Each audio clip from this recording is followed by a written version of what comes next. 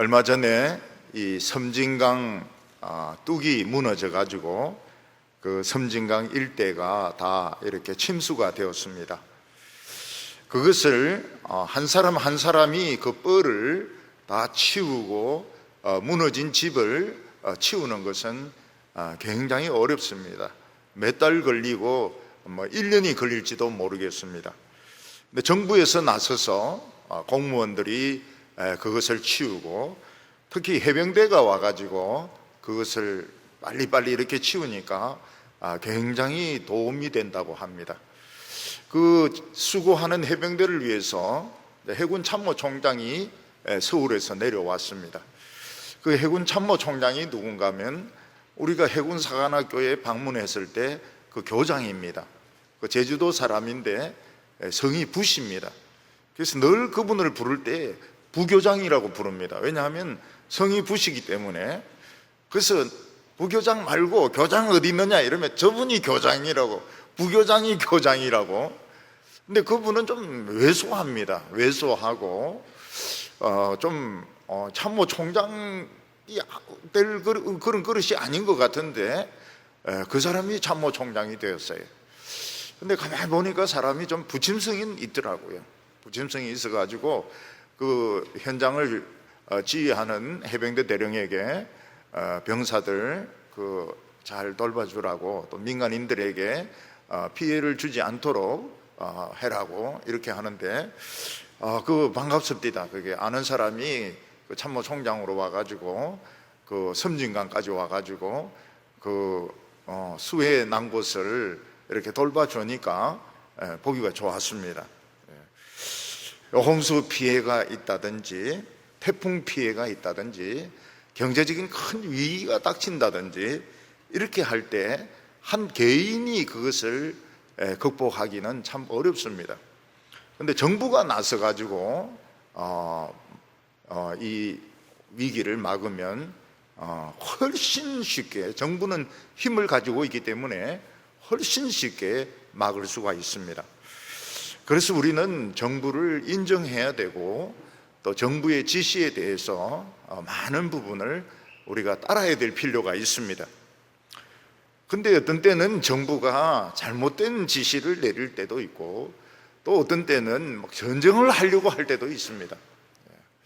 정부는 아니지만은 태국에 보면 이 원숭이들이 많습니다.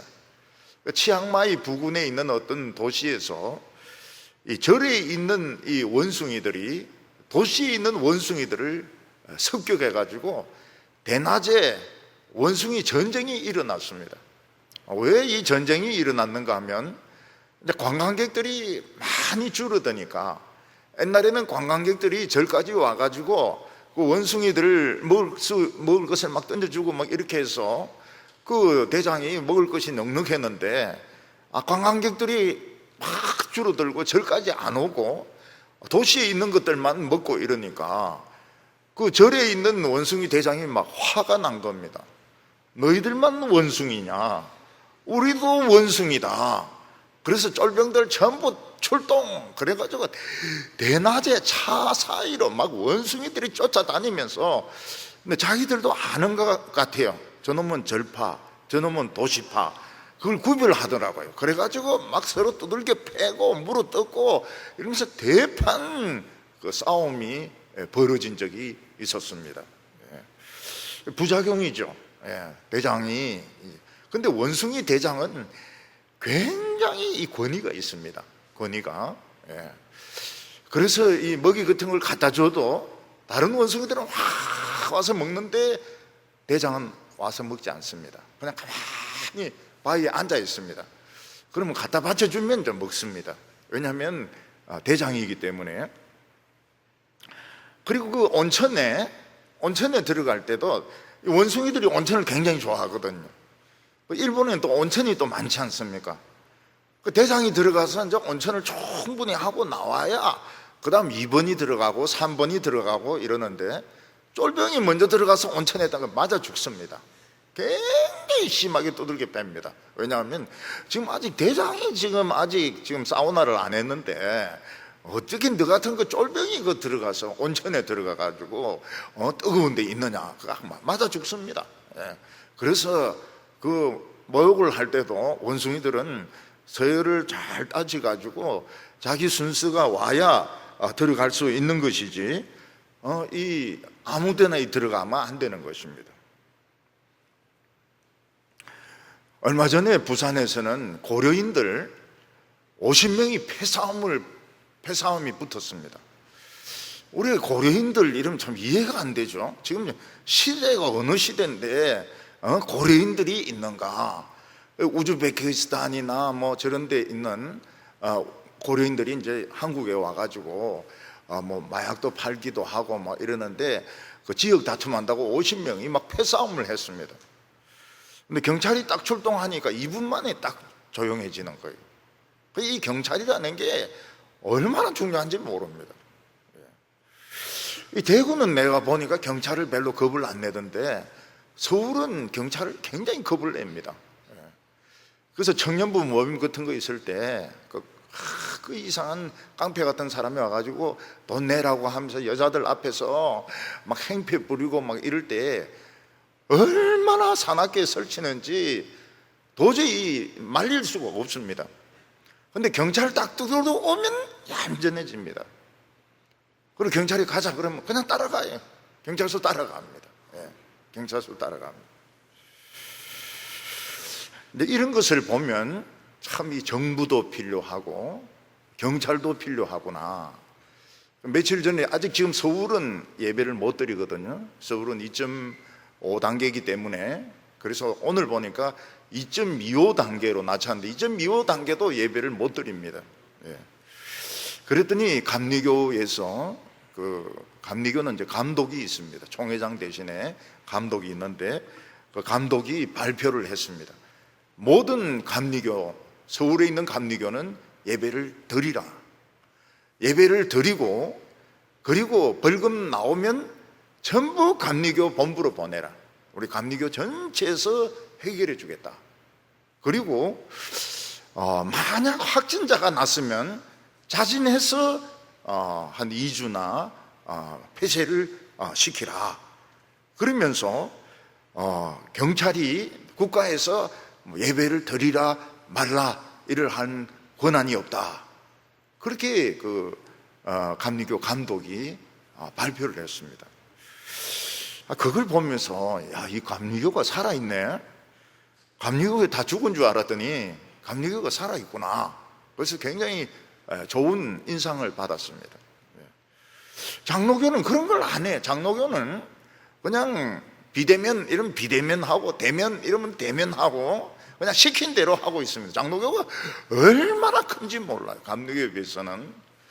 그리고 지침 같은 것도 잘 내려주지도 안 하고. 그래서 우리 교회 같은 경우에는 환자가 별로 없는데 자꾸 비대면 하라 그러면 그냥 예배 드려버립니다. 근데 지난주 같은 경우에는 의심 환자도 있었고 또 다른 데서 많이 생겼어요. 환자들이 많이 생겼어요. 그리고 정부에서 행정명령을 내리고 그래서 우리가 받아들였습니다. 받아들여가지고 우리가 일주일 동안 비대면으로 예배를 드렸습니다. 우리 크리스찬들이 처음 예수를 믿을 때는 신앙의 세계가 너무 아름답게 보입니다. 예수 믿는 참 목사님, 장로님, 권사님 정말 천사처럼 보이고 교회가 너무너무 좋게 그렇게 생각이 듭니다. 근데 좀 믿다가 세상에 이제 나가고 보면 세상은 여전히 살벌합니다. 강한 자가 약한 자를 잡아먹고 그리고 사람을 뽑을 때도 철저하게 외모를 보고 뽑고 학벌을 보고 뽑고 그리고 싸워서 이기려고 해도 자꾸 법을 아는 사람이 이기게 되어 있습니다. 나중에 되면은 교회 안에도 그렇게 되는 것을 볼 수 있습니다. 힘이 있는 사람이 모든 것을 헤게모니를 쥐고 그리고 똑똑한 사람이 결국은 장로로 뽑히고 그리고 법을 잘 아는 사람이 모든 것을 좌지우지하는 것을 보면서 교인들이 신망을 굉장히 많이 합니다. 많이 떠납니다. 가난한 교인이라 이래가지고 교회를 많이 떠나는 것을 볼 수가 있습니다. 그런 의미에서 이 세상에 적응하는데 굉장히 힘든 사람들이 안식교 교인들입니다. 안식교 교인들은 십계명에 살인하지 말라 이렇게 했기 때문에 군대를 안 갑니다. 군대는 사람 죽이는 게 군대니까 군대를 안 갑니다. 그리고 군대를 간다 하더라도 집총 거부, 사격을 거부합니다. 군인이 사격을 안 하면 군인이 아니죠. 그래서 군 교도소에 가보면 거의 대개가 안식교 교인들이었습니다. 안식교 교인들이 군대를 안 가니까 탈령으로, 또 집총 거부하니까 명령 거부죄로, 물론 다른 절도죄, 사기죄 이런 범인들도 있지만 안식교 교도들이 많이 갇혀 있습니다. 안식교 교도들은 수술을 안 받습니다. 또 설사 수술을 받는다 하더라도 수혈을 안 받습니다. 왜냐하면 율법에 피를 먹지 말라고 했기 때문에 수혈 받는 거는 피를 먹는 거라는 거예요. 그래서 애가 지금 아파서 죽어가는데도 엄마는 수술을 안 합니다. 수혈을 못 받게 합니다. 경찰이 의사가 와서 막 설득을 해도 애가 죽는데도 안 합니다. 수혈을 안 받습니다. 피를 먹지 말라고 했기 때문에. 학교 다닐 때 제 친구가 하나 있었는데 안식교로 넘어갔습니다. 토요일날 시험을 치는데 고등수학이라고요, 굉장히 중요한 과목입니다. 3학점짜리인데 토요일날 시험을 치는 거예요. 근데 이 친구는 안식교 교도였기 때문에 그 시험 안 쳐요. F 먹습니다. F 먹고 그 다음 한 해 더 들어가지고 토요일 아닌 날 시험을 치는 겁니다. 그래서 참 이 세상에서는 우리 크리스찬들도 적응하기 힘들지만은 안식교인들은 더 적응하기가 어렵습니다. 근데 한번 어떤 영화를 보니까 이 안식교인인데 굉장히 멋진 안식교인이 있었습니다. 그 사람은 어떤 사람인가 하면 2차 대전 때 주로 태평양 전쟁은 해병대가 치렀거든요. 그러니까 유럽 독일하고 싸우는 거는 육군이 치르고 일본하고 싸우는 거는 섬이 많으니까 해병대가 주로 싸웠습니다. 거의 해병대가 다 싸웠습니다. 근데 이제 이 미 해병대가 오키나와를 이제 지금 공격을 하는데 일본 군인들이 오키나와 전체를 지하 방카로 만들어 가지고 대포를 쏘도 소용이 없고 비행기 폭격해도 소용이 없고 올라가면 어디서 나타나든지 나타나가지고 다 쏘아 죽이는 겁니다. 그래서 이 오키나와 때 미군이 굉장히 고전을 하게 됩니다. 그때 한 안식교 교인이 해병대를 이제 지원을 합니다. 왜냐하면 환한 눈치가 비니까요. 멀쩡한 놈이 군대 안 가고 있으면은 사람들이 다 안 좋게 보거든요. 미국도 굉장히 텃세가 심해요. 캐나다 쪽도 마찬가지고요. 그러니까 자기가 이제 해병대를 이제 지원을 하는 겁니다. 해병대 훈련은 다 받지만은 이 사격 훈련은 안 받아요. 사격 훈련은. 왜냐하면 자기는 안식교도이기 때문에, 살인하지 말라고 했기 때문에. 그래서 그 한 명 때문에 해병대 전체가 기합을 받습니다. 기합을 받고 밤에 해병대 훈련병들이 침대에서 내려와가 두드려 팹니다. 두드려 패. 양말에 구슬 같은 거 넣어가지고 막 두들겨 패고 막 그렇게 합니다. 결국 이제 이 사람은 감옥에 갇힙니다.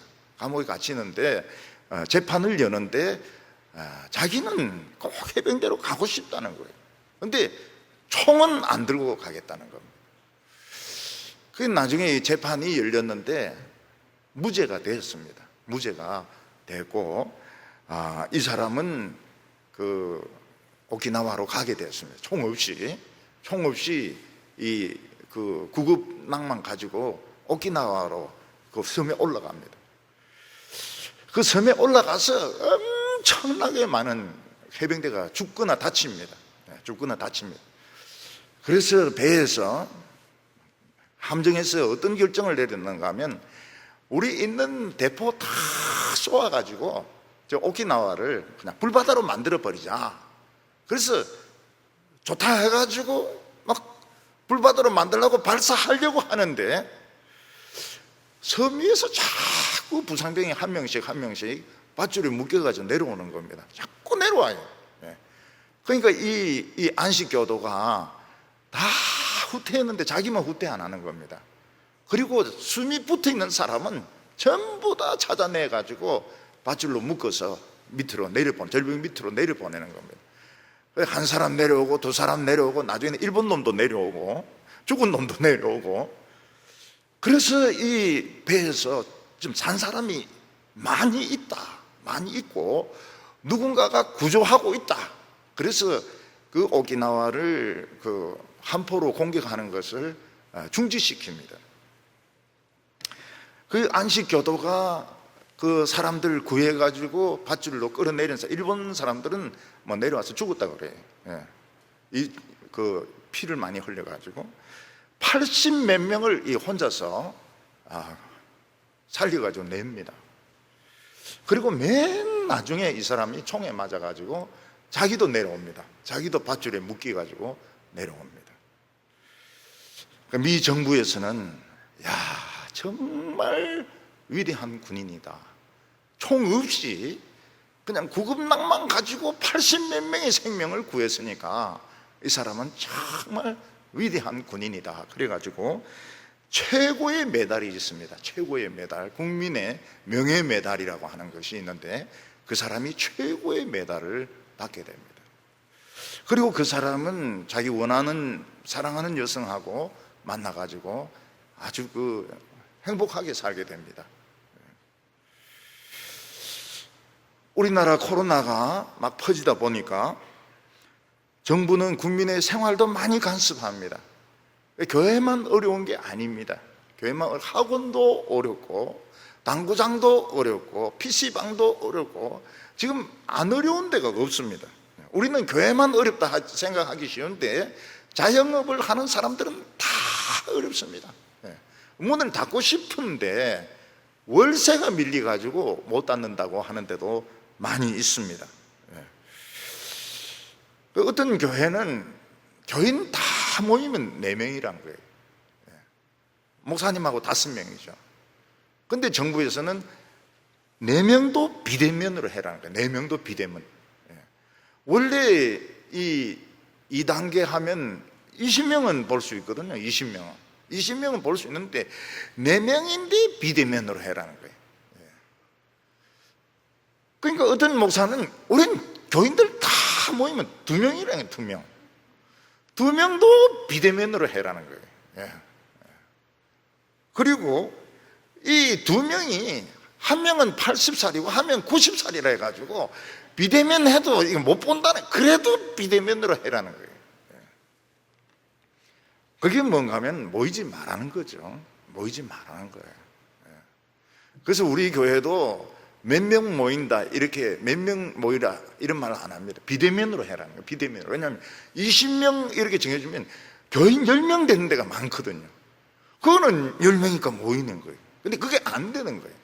비대면으로 해라. 비대면으로 해라. 근데 그게 공무원들이 하고 싶어서 하는 게 아닙니다. 위에서 막 쪼아대니까 그렇게 하는 것이고, 그분들이 우리 교회에 오면은 참 잘해주려고 애를 씁니다. 우리 동부교회가 일단 대구에는 상징성도 일단 가지고 있고, 그리고 또 우리가 장학금도 많이 주고, 비대면 해도 우리가 딱 대면 예배 드리거든요. 그러니까 이게 만만치가 않구나. 동부교회는 뭐 이래라 저래라 해가지고 말들을 교회가 아니다. 그리고 굉장히 우호적입니다. 우리하고는 굉장히, 우리도 웬만하면 정부의 입장을 살려주려고 하고, 정부도 어떻게 하면 동부교회를 도와주려고 하고, 그러면서 상당히 잘 되고 있는데 어떤 데서는 막 싸우기도 하고 막 이런 어려움들이 일어나고 있는 것입니다. 사실은 이게 정부가 기독교를 잡으려고 한 겁니다. 제일 끝까지 안 잡힌 게 군대하고 기독교인데, 군대는 똥배를 들이니까 금방 잡혀버리고, 인사를 그냥 별들을 그냥 형편없는 것들을 세워버리니까 뭐 아첨하기 바쁘고, 근데 군대도 하필이면 또 이 코로나가 퍼지니까 잘 된 겁니다. 그래서 교인들 한 반 정도는 다 날아갔다고 봐야 됩니다. 정부가 너무 실수를 많이 하고, 실정이죠, 실수도 아닙니다, 실정을 하고, 그리고 사회주의 공산주의로 몰고 가려고 하니까 뭐 광화문에 가서 막 대모하는데 그 기독교인이거든요. 기독교인. 그러니까 기독교를 이제 잡으려고 하는 것도 있는 겁니다. 근데 우리가 이제 이렇게 보기에는 교회가 고위험군인 건 틀림이 없습니다. 그리고 확진자는 안 나왔지만 우리는 우리 나름대로 조사를 해보니까 의심 환자도 있었고, 교인 중에 확진자가 교회 올 뻔한 적도 있고, 이러니까 야, 우리도 안전하지는 않구나. 그래서 정부의 어떤 지시는 따르는 것이 옳다. 그래서 우리가 정부의 그런 행정명령을 우리는 따르는 것입니다. 처음에 코로나가 퍼졌을 때는 신천지가 굉장히 미움을 받았습니다. 그래서 이만희 씨 재판에 아마 지금 감옥에 들어가 있을 겁니다. 그 우한에 갔던 그 사람들이 이 대구로 와가지고, 대구는 신천지가 제일 적은 도시인데 여기서 7,000명이 생겼어요. 근데 이제는 교회 중심으로 지금 막 나타나고 있습니다. 실제로는 술집이 더하다, 바가 더하다. 바는 왜 통계 안 내냐? 술 먹은 놈 통계 내가 뭐하냐? 근데 교회 중심으로 환자들이 많이 생기고 있는 것은 어쩔 수가 없습니다. 그렇기 때문에 우리가 정부 지시를 받아야 되고, 마스크를 써라 해도 죽어도 이 턱걸이하고 이런 사람들이 있어요. 턱스커 하고 이런 사람들이 있어요. 그래서 다음 주부터는 벌금을 매긴다. 마스크 안 쓰면 벌금을 매긴다. 벌금 매기긴 하겠습니까만은, 그래도 이제 그렇게 공포를 해서 강제로라도 마스크를 쓰도록, 마스크 쓰고 이 옷 접촉 안 하고 음식을 안 먹으면 됩니다. 음식을 안 먹으면 되는데 꼭 음식을 먹어요. 음식을 먹어요. 모이면 음식을 먹어요. 그리고 마스크 답답하니까 턱조가리까지 내리고 말이죠. 또 옷도 막 이렇게 스치고 이러면 이제 걸리는 겁니다.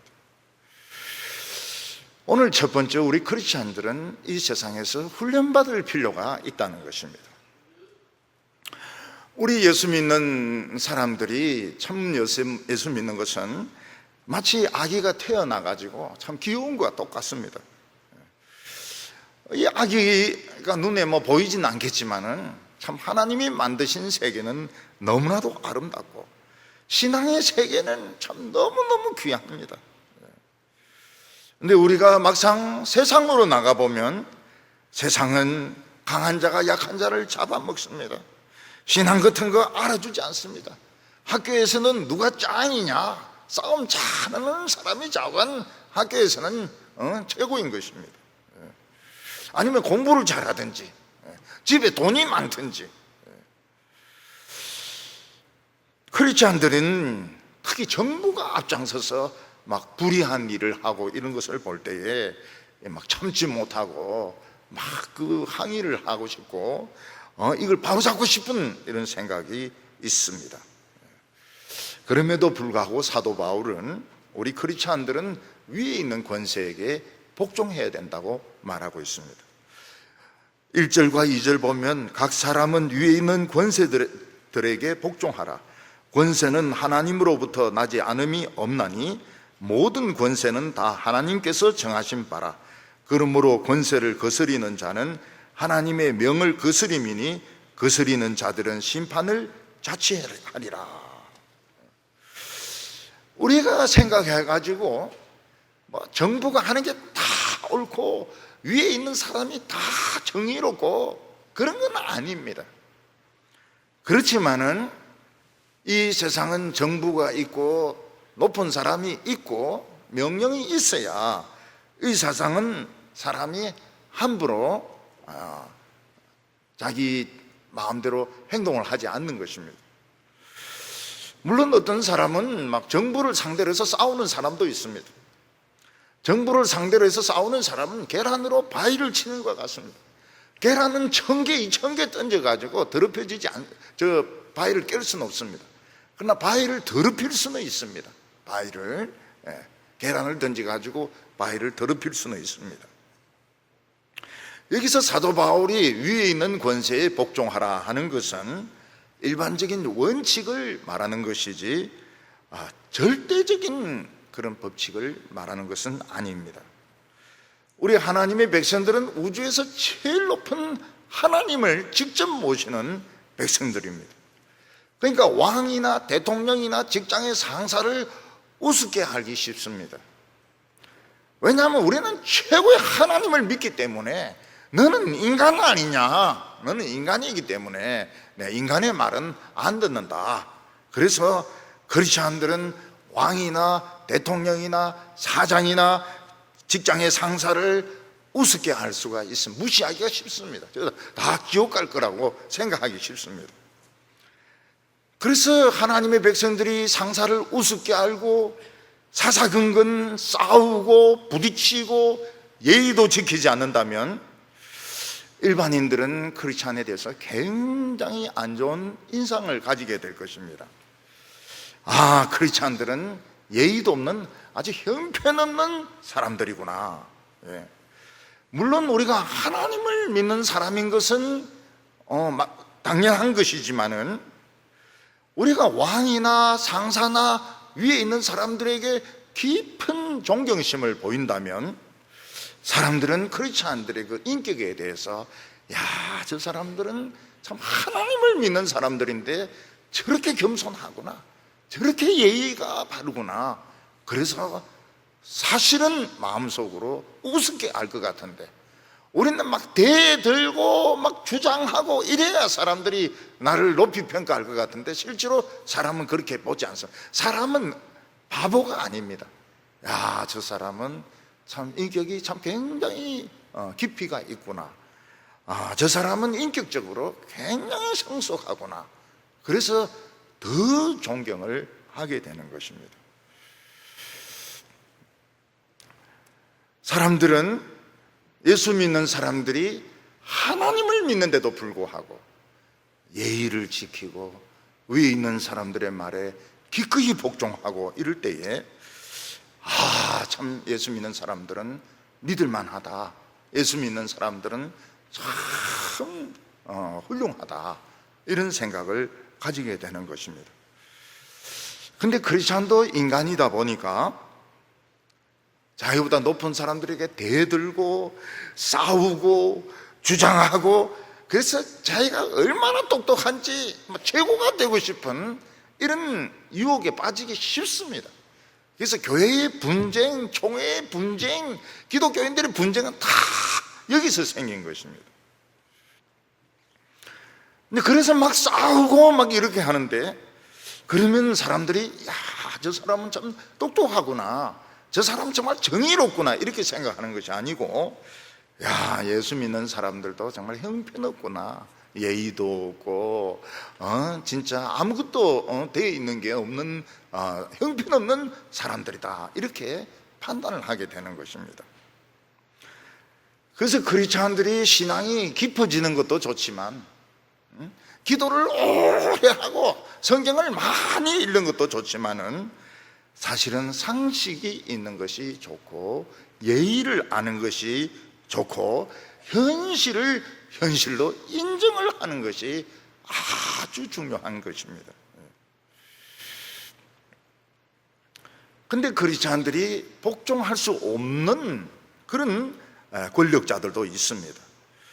하나님의 권력을 찬탈을 해가지고 멋대로 전쟁을 일으키고 살인을 하라고 하고 도둑질을 하라고 하고 우상을 섬기라고 하고, 이런 것은 복종을 하지 말아야 됩니다. 복종을 안 할 때 존경스럽습니다. 독일이 프랑스를 정복을 해가지고 프랑스를 지배할 때에 거기에 독일에 복종하지 않은 사람들이 있었습니다. 싸운 사람들이 있습니다. 그 사람들이 바로 레지스탕스입니다. 레지스탕스는 여자들도 있고 남자들도 있고 이런데 숨어가지고 독일군하고 싸웠습니다. 이 사람들이 독일군을 쫓아내는데 큰 공헌을 합니다. 그리고 끝까지 독일에게 굴복하지 않았습니다. 이 사람들은 전쟁이 끝난 뒤에 존경을 받았습니다. 근데 여자들 중에서 독일군의 애인이 돼가지고 독일군하고 같이 살고 춤추고 그럴 땐 좋았습니다. 안전했습니다. 먹을 것이 있었습니다. 난주 전쟁이 끝난 후에 프랑스 사람들은 그 독일군하고 같이 친하게 지냈던 여자들, 애인들 머리를 가위로 다 잘랐습니다. 옷도 다 잘랐습니다. 그리고 머리에 막 똥바가지를 부어가지고, 진짜 똥바가지를 부어가지고 거리로 쫓았습니다. 굉장히 창피했죠. 그 이상은 안 했습니다. 죽이거나, 남자들은 죽였습니다. 근데 여자들은 죽이지는 않았습니다. 어쩔 수 없는 거니까요. 남자들은 권력의 아첨 환자다 이렇게 해서 총살을 시켜버렸습니다. 레지스탕스들이 총으로 쏴 죽였습니다. 우리 크리스찬들은 나치나 일본군 같은데 그 복종하면 안 됩니다. 그러나 우리는 이 세상에서 정부의 정당한 명령, 어떤 때는 좀 모순이 되지만은 그래도 웬만한 명령에는 복종하는 것이 좋습니다. 왜냐하면 우리는 지금 이 세상에서 훈련을 받고 있는 중에 있기 때문입니다. 여러분, 훈련 받을 때 보면은 교관이 말도 안 되는 이유를 가지고 불러내서 두들겨 팹니다. 두들겨 패요. 이유가 없습니다. 무슨 핑계를 밥을 먹는데 국물이 좀 남았다 다 나와. 국물 파 나와. 밥알 하나 남은 거 이거는 밤새도록 기합받고 두들겨 맞고 그거는 다 핑계거린 겁니다. 훈련을 받기 때문에 어쩔 수 없이 그렇게 해야 됩니다. 일제시대 때 교회에서는 교회 종을 떼가지고 바쳐야 됩니다.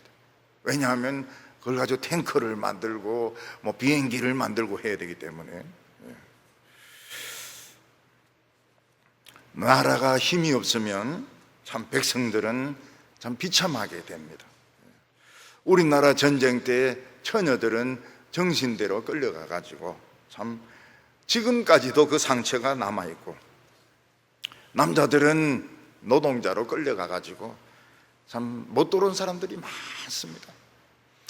그래서 얼마 전에 그 자손들이 태평양에 그 한국 사람들이 많이 가서 죽은 데를 쭉 순례를 했습니다. 그래서 누가 편지 같은 거 시를 읽는데 보니까 참 내용이 잘 됐더라고요.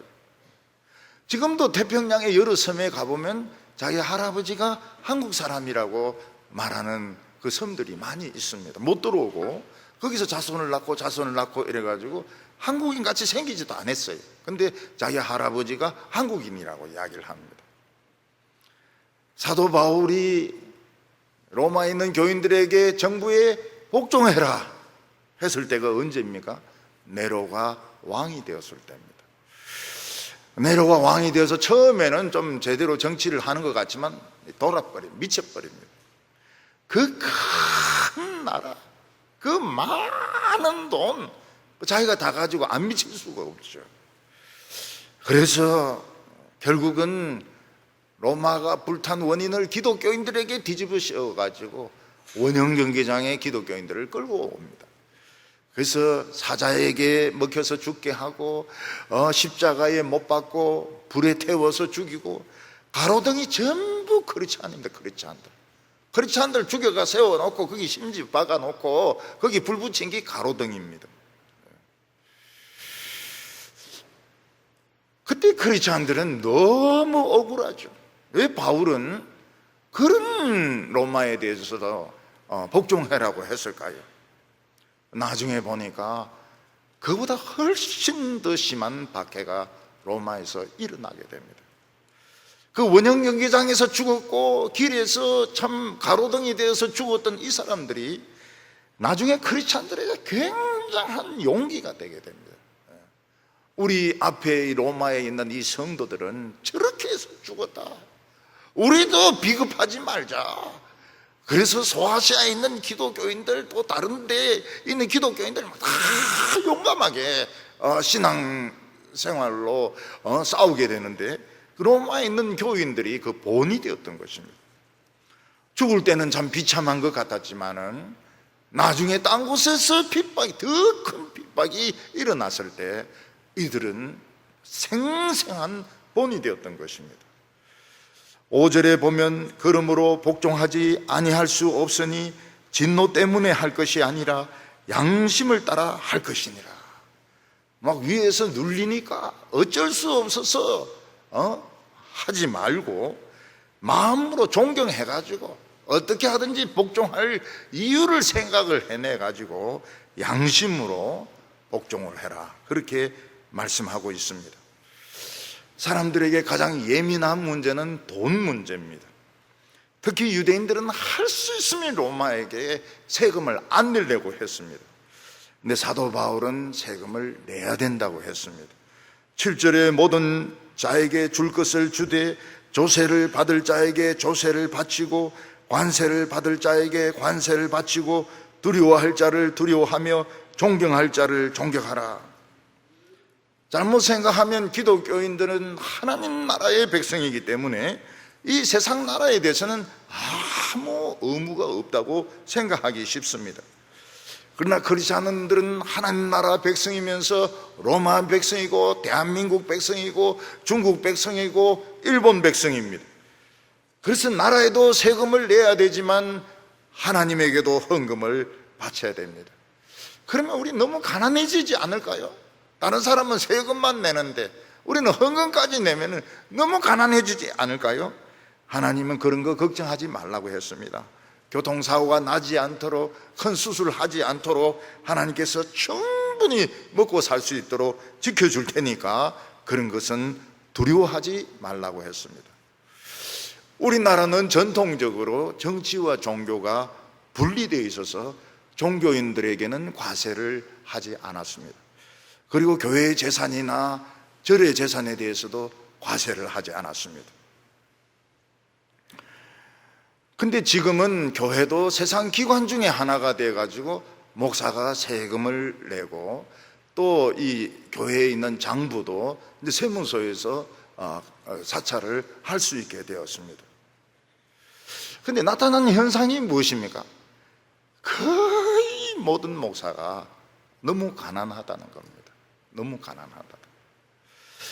우리나라에서 한 80% 정도의 교회는 교인들이 100명이 안 됩니다. 그리고 그 가난한 교회가 너무 많아요. 그 사람들은 생활이 안 됩니다. 오히려 이 세금 낸다고 밝혀보니까 세금 내는 교회는 큰 교회 담임 목사, 부목사도 세금에 해당이 안 돼요. 이 최저임금도 안 되는 겁니다. 가난한 교회 목사님은 낮에는 설교하시고 밤에는 대리운전을 합니다. 자기 대리운전 한다 그래요. 그래서 그 아나운서가 몇 년 동안 대리운전 했냐 하니까 자기는 7년 동안 대리운전 했다는 겁니다. 대리운전하면 설교 준비는 언제 하냐 이러면 막 운전하면서 설교 준비를 해야 된다는 겁니다. 우리나라에서 기독교도 세금을 내야 된다고 막 떠들었던 사람이 있습니다. 한 사람은 목사고 한 사람은 교수였습니다. 최근에 그 목사가 자기 이야기를 하는 걸 제가 직접 들었습니다.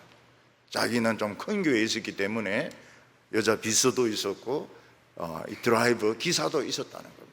월급도 많이 받았대요. 그러니까 세금 내는 것이 전혀 문제가 안 되는 것입니다. 또 한 사람은 교수입니다. 교수니까 월급을 꼬박꼬박 받아요.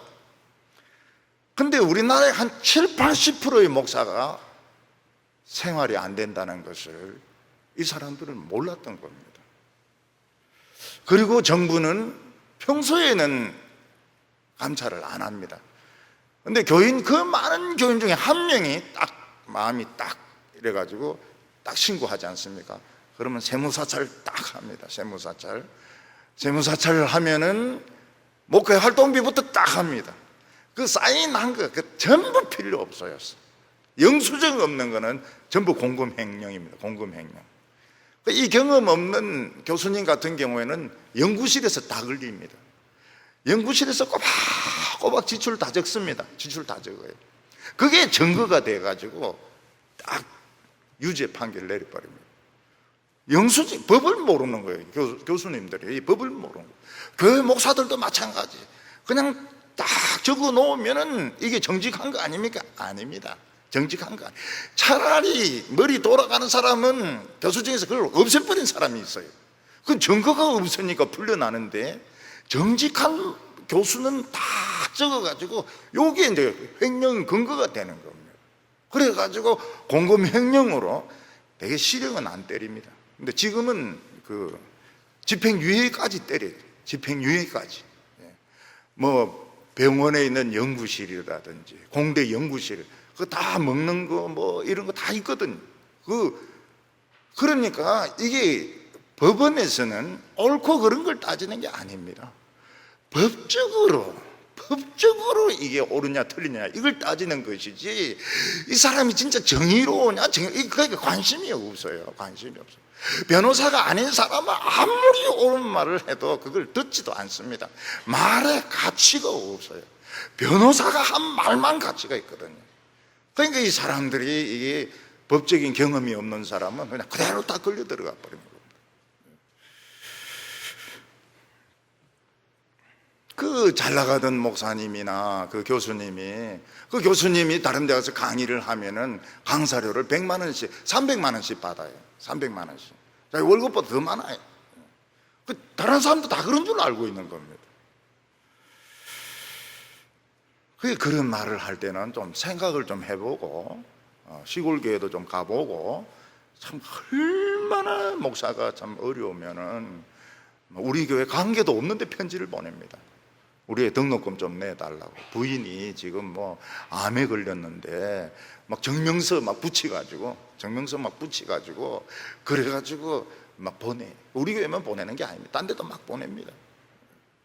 얼마나 목사가 어렵게 사는지 그 사람들은 모르는 거예요. 자기가 한번 부흥회 가서 설교하면 뭐 몇백만 원 받으니까, 어디 가서 강의 한번 하면 몇백만 원 받으니까 다 그런 줄 알고 있는 겁니다. 그래서 이 목사들도 이게 제도가 바뀌었기 때문에 옛날같이 그런 식으로 하면 안 됩니다. 뭐 장부에 꼬박꼬박 적어놓고 이게 근거가 된다고요. 전부 영수증을 다 첨부해야 됩니다. 영수증 전부 다 해야 되고, 공문 내라 그러고, 거기서 도와달라 그러면 공문을 보내라 그러고. 공문 없는 거는 공금 횡령입니다. 딱 한 명만 딱 걸어버리면 그냥 잡혀 들어가는 거예요. 애 많이 먹습니다. 그 길을 이제 이 사람들이 열어놓은 거예요. 자기만 생각을 하고. 유튜브 하는 사람 중에 어떤 사람은 사례는 하나님이 주시는 것인데 이제 월급으로 받겠다는 겁니다. 지금 아직 우리 이 합동측이 좀, 사실은 이 고신 쪽에서는 합동측을 좀 우습게 합니다. 왜냐하면 주일 잘 안 지키거든요.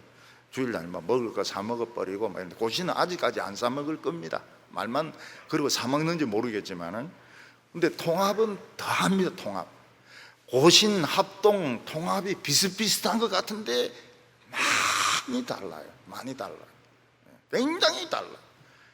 통합은 어떻는가 하면, 통합은 당회가 우리 합동은 그래도 목사님이 영적인 스승이라고 생각합니다.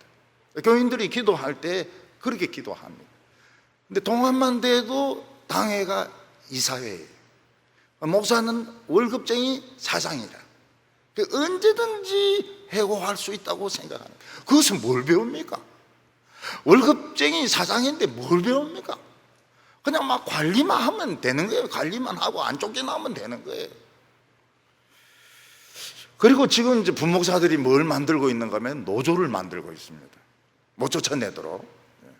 그리고 어디에 지금 가입하려고 하는가 하면 민노총에 가입을 하려고 합니다.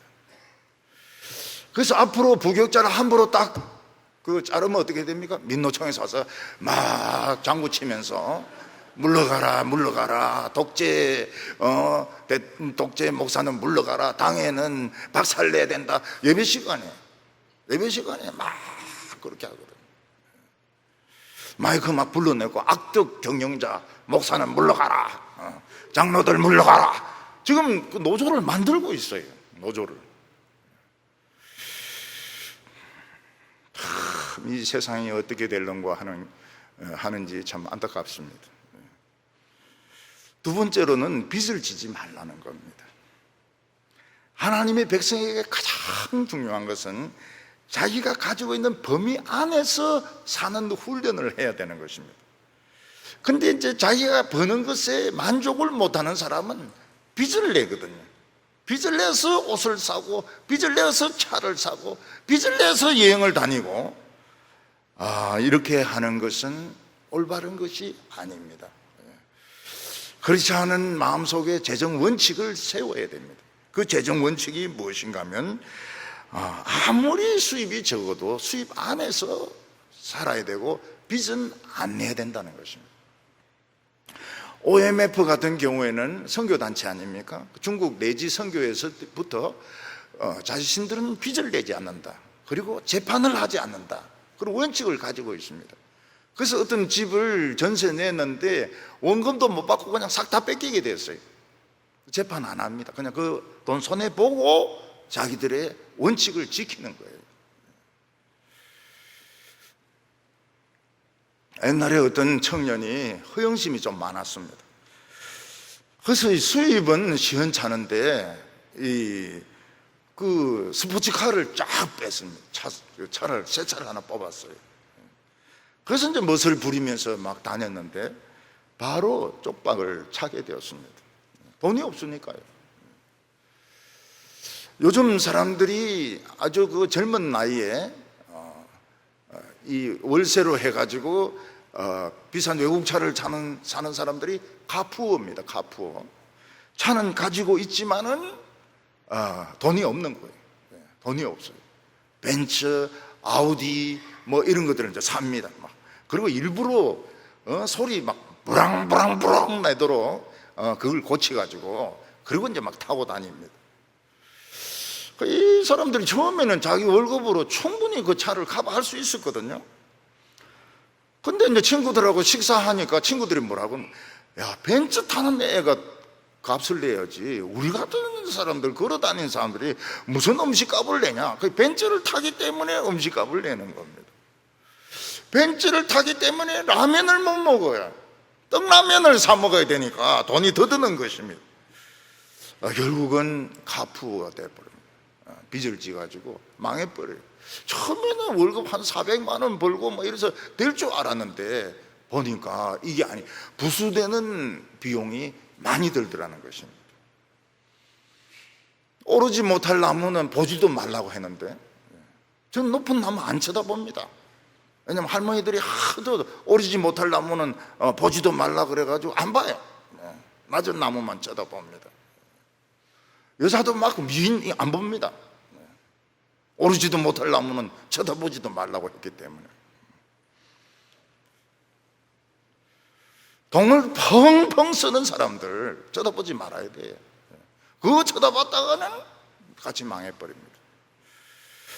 빚을 져서 무슨 일을 하려고 해서는 안 됩니다.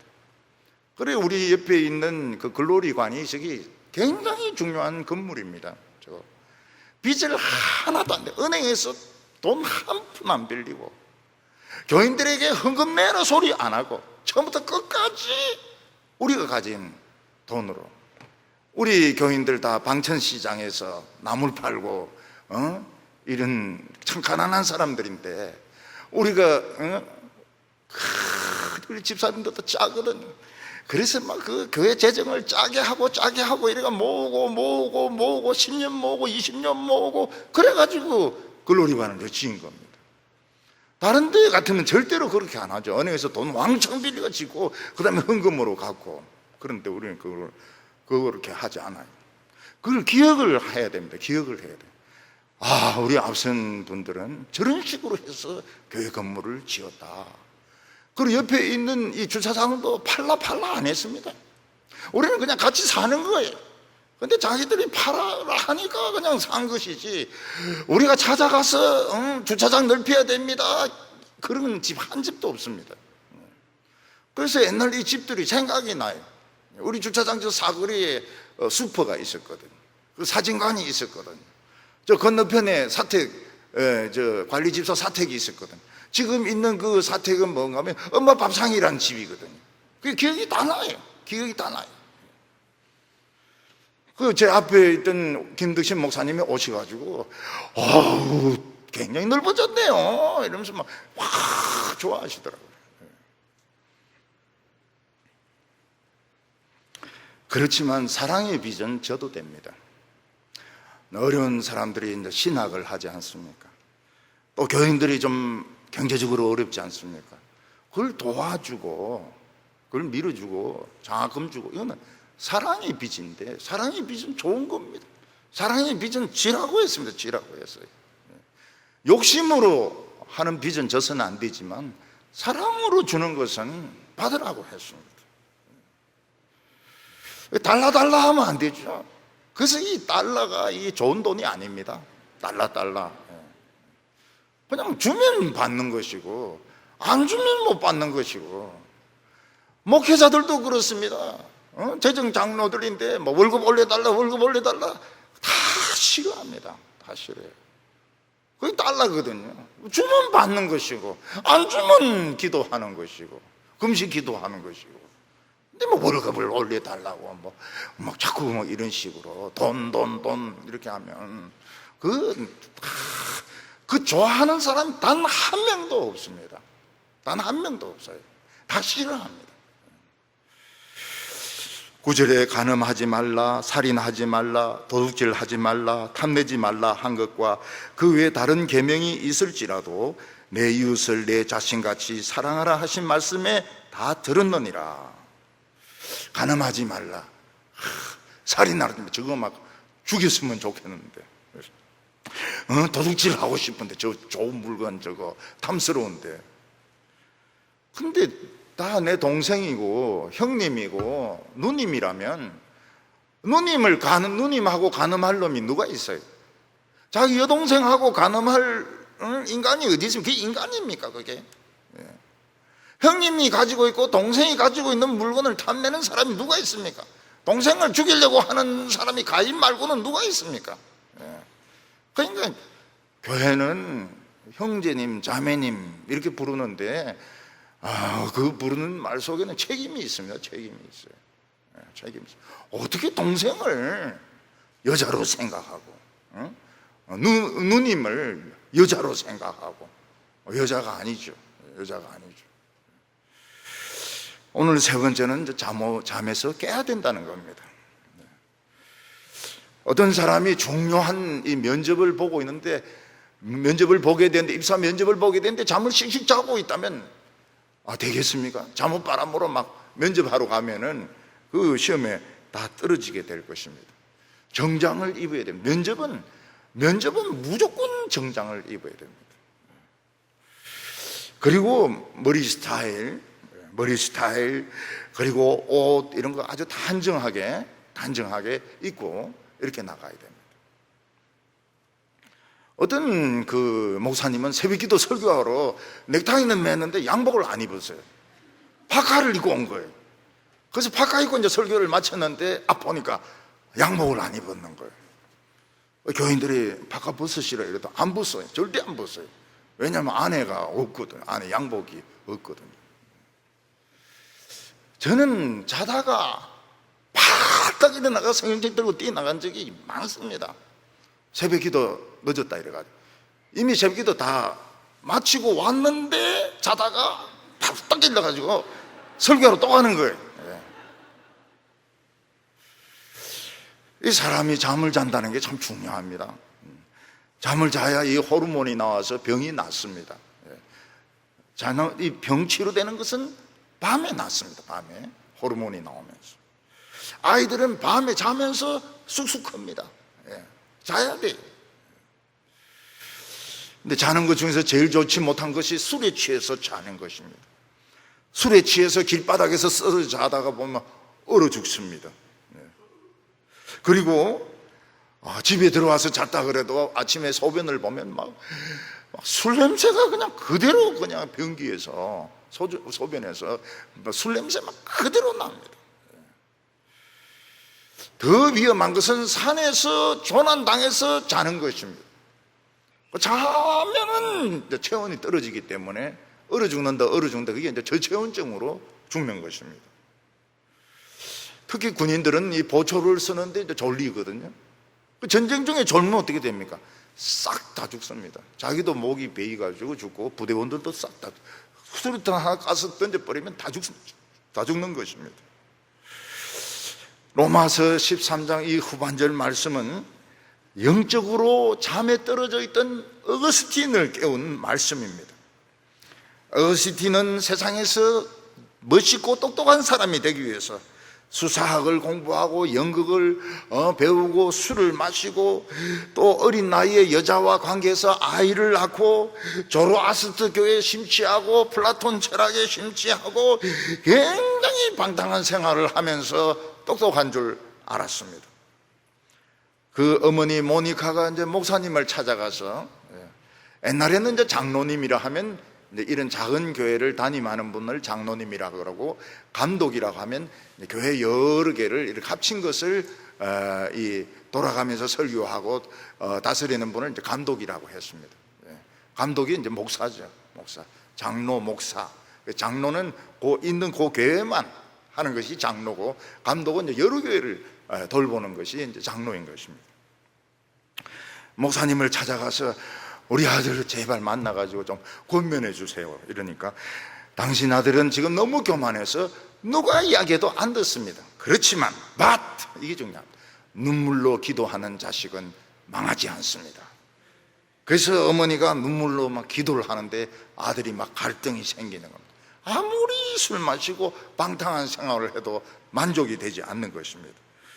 그래서 이 밀란의 어떤 벤치에 앉아서 이제 참 고민을 하고 있는데, 애들이 이제 옆에서 놀면서 돌레레게 이러면서 노는데 집어서 읽으라 하는 건 라틴어였던 것입니다.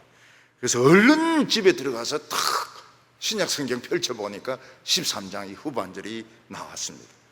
또한 너희가 이 시기를 알거니와 자다가 깰 때가 벌써 되었으니 이제 우리의 구원이 처음 믿을 때보다 가까웠습니다. 지금 로마는 망하고 있습니다. 게르만족이 지금 침략을 하고 있는데, 북쪽에서 알프스를 넘어오는 것이 아니고 스페인 쪽으로, 프랑스, 그게 프랑크족입니다. 프랑스, 스페인, 아프리카로 이래서 거꾸로 올라와서 로마를 멸망을 시키는데, 이 어거스틴이 살던 데가 히포인데, 히포가 아프리카 그 입구에 있거든요. 지금 종말이 훨씬 가까워졌다는 겁니다. 지금 깰 때라는 겁니다.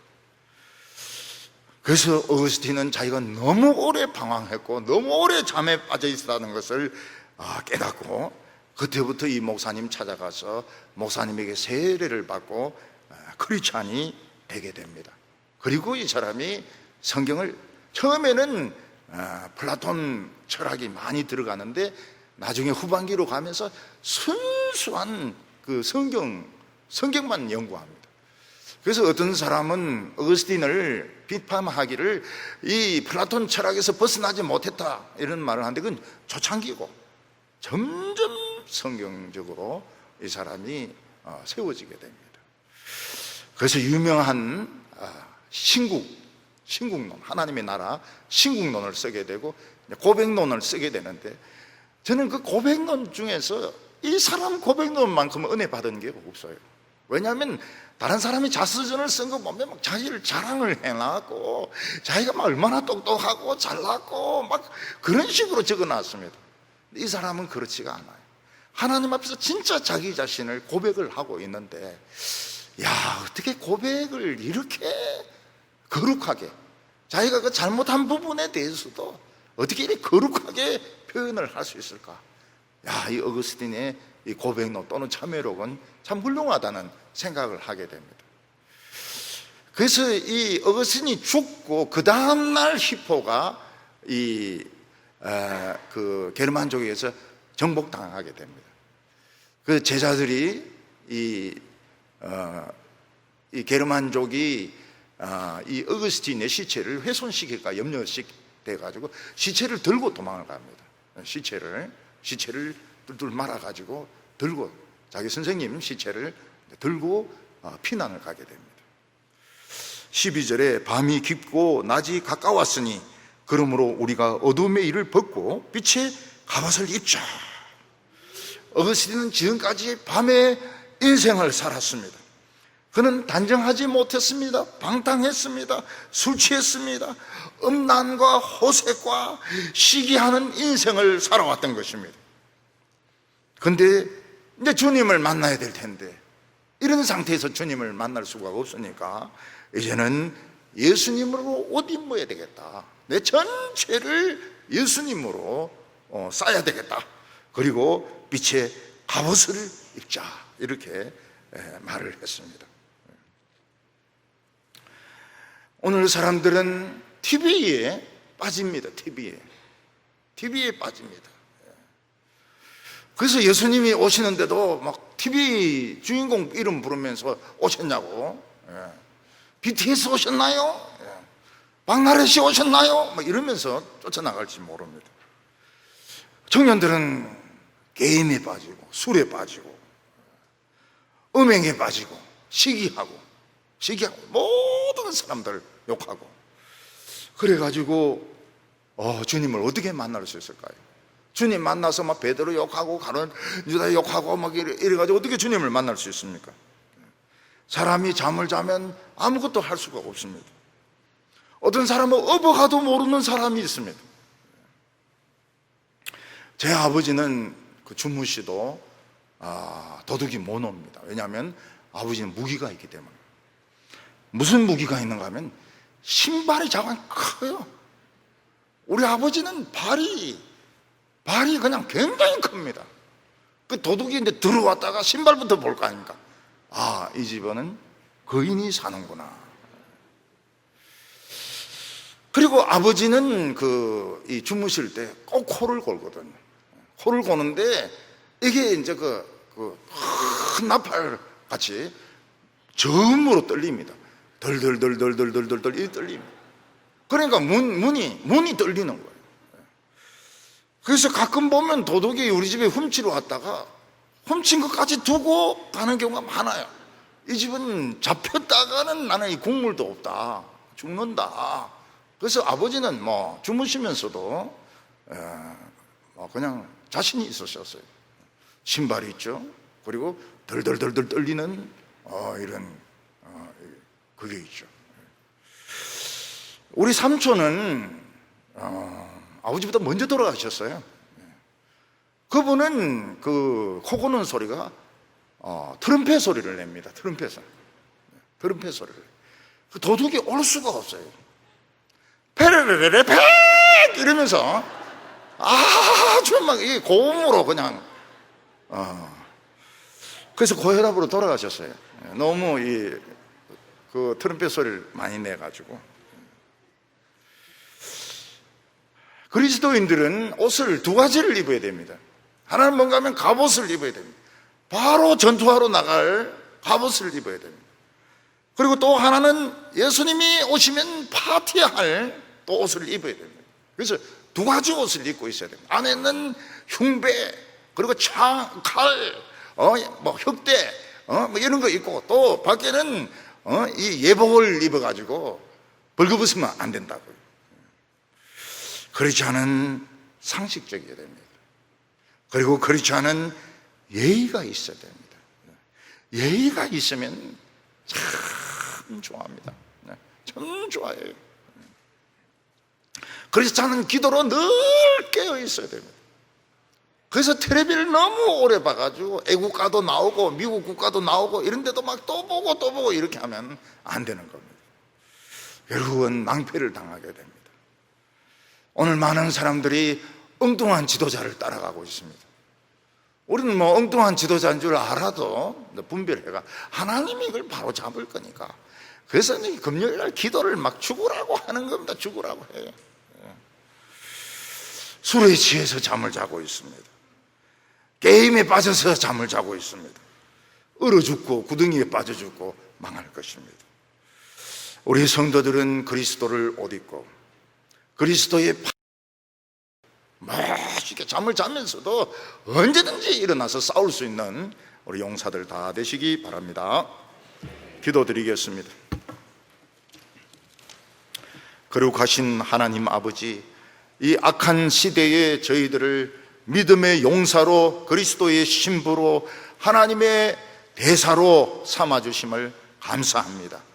주여, 저희들이 잠에 빠지지 말게 하여 주시고 저희들이 욕심에 빠지지 말게 하여 주시고 이 세상에 붙들리지 말게 하여 주시고 언제든지 하나님 부르시면 갈 수 있는 마음으로 우리가 깨어있게 하여 주시옵소서. 예수님의 이름으로 기도하옵나이다.